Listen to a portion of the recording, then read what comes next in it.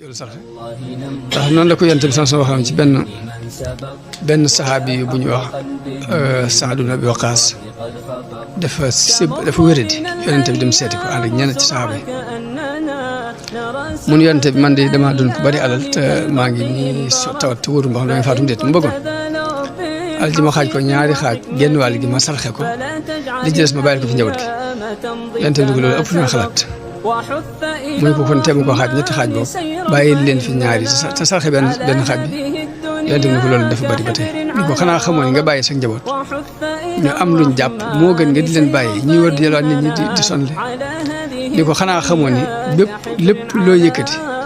jox ko ni teel a tax ba ci tib bi ngay jox soxna mu di ko lekk sax ngërëmul yàlla ngi ci biir bu fekkee am nga ci yéen lépp daa ma di bàyyi xel ni kon nit ki la muy yëkkati di ko jox nit ba ci tib ba muy jox soxnaam sax yoolu sax la ko yàlla suñu borom bind waxoon naa ko daal ni on naa léegi ak dégg la ak ñàkkub dégg